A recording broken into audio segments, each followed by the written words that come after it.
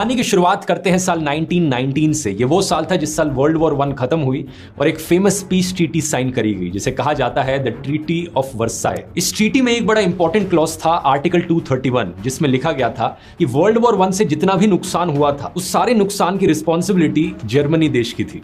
इस क्लॉज को war guilt clause भी कहा जाता है क्योंकि ये बेसिकली कह रहे थे कि भाई ये वॉर जिन भी देशों के बीच में हुई हो, गलती सिर्फ और सिर्फ जर्मनी की। असल में फ्रांस और ब्रिटेन चाहते थे कि जर्मनी एक भारी कॉस्ट पे करे इस वॉर को हारने की और वो अपने सारे नुकसान की भरपाई जर्मनी से ही करना चाहते थे। नतीजा ये कि ट्रीटी ऑफ वर्साई के अकॉर्डिंग जर्मनी को $33 बिलियन का फाइन भरने को कहा गया बाकी और देशों को। ये आज के पैसों में $270 बिलियन होता है। ये इतना सारा पैसा होता है कि यकीन नहीं करोगे, साल 2010 में जाके जर्मनी ने आखिरी पेमेंट करी थी इस पैसे की। ऑलमोस्ट 100 साल का समय लग गया और आप सोचोगे कि ये पैसे आते कहां से?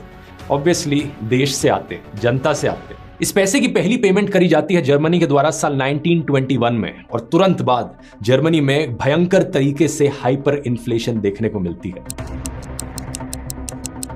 जर्मनी की करेंसी उस वक्त थी जर्मन मार्क। इतनी तेजी से ये डीवैल्यू होती है कि आप यकीन नहीं करोगे। साल 1922 में बर्लिन में एक ब्रेड के पैकेट की कॉस्ट थी 160 मार्क्स। अगले साल 1923 में इसी ब्रेड के पैकेट की कॉस्ट होती है 200 बिलियन मार्क्स। जाहिर सी बात है कि इकोनॉमी का सत्यानाश हुआ और अनएम्प्लॉयमेंट बड़ी तेजी से बढ़ने लगी। ऐसे हालातों में हमारी कहानी में एंट्री होती है एडोल्फ हिटलर की, एक यंग पॉलिटिकल लीडर जो अपने भाषणों के द्वारा जनता को बेवकूफ बनाना बहुत अच्छे से जानता था। साल 1923 में हिटलर की नाजी पार्टी जर्मन सरकार को ओवरथ्रो करने की कोशिश करती है कू करके।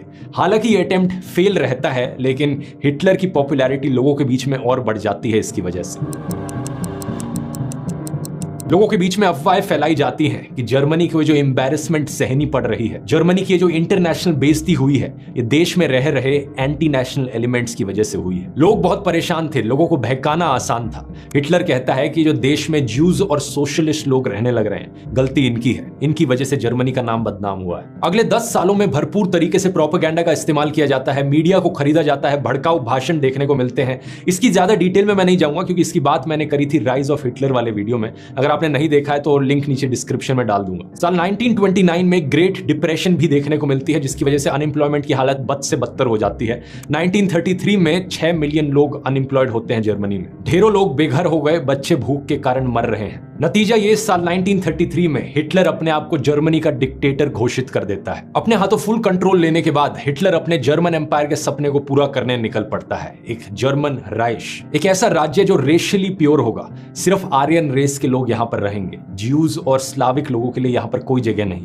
लोगों के अंदर नफरत घोलने के लिए एक ज्यूडियो बोल्शेविज्म की कंस्पिरेसी थ्योरी बनाई जाती है। इस कंस्पिरेसी थ्योरी के अकॉर्डिंग जो रशियन रेवोल्यूशन हुई थी साल 1917 में, वो एक्चुअली में ज्यूज ने करवाई थी जिसकी वजह से सोवियत यूनियन की फॉर्मेशन हुई। साल 1935 में बाकी दुनिया को पता चलता है कि जर्मनी के पास अपनी एक एयरफोर्स है।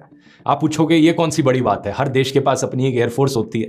लेकिन ट्रीटी ऑफ वर्साई में दोस्तों ये कंडीशन लिखी गई थी कि जर्मनी के पास अपनी कोई मिलिट्री नहीं हो सकती। ये एक बड़े ही ओपन तरीके से हिटलर ट्रीटी ऑफ वर्साई को वायलेट कर रहा था। लेकिन इस पॉइंट ऑफ टाइम पर ब्रिटेन में कई लोगों को लगता था कि जो ट्रीटी ऑफ वर्साई में लिखा गया था वो जर्मनी के लिए बहुत अनफेयर था। हम इतना ज्यादा पैसा उनसे चार्ज कर रहे हैं, देखो उनके देश की हालत क्या हो गई इसकी वजह से। और फिर यह भी लिखा गया है कि देश की अपनी मिलिट्री भी नहीं हो सकती, इतना नहीं करना चाहिए हमें। जून 1935 में Britain Anglo German naval agreement sign करता है। इसके तहत फॉर्मली रिकॉग्नाइज कर लिया जाता है कि हिटलर के पास अधिकार है कि वो अपनी नेवी बना सके, जर्मनी की अपनी खुद की एक नेवी हो सके। लेकिन जर्मनी की बढ़ती मिलिटराइजेशन देखकर फ्रांस चौकन्ना हो जाता है। फ्रांस अपने ईस्टर्न बॉर्डर पर एक 450 किलोमीटर लंबी फोर्टिफिकेशन खड़ी करता है।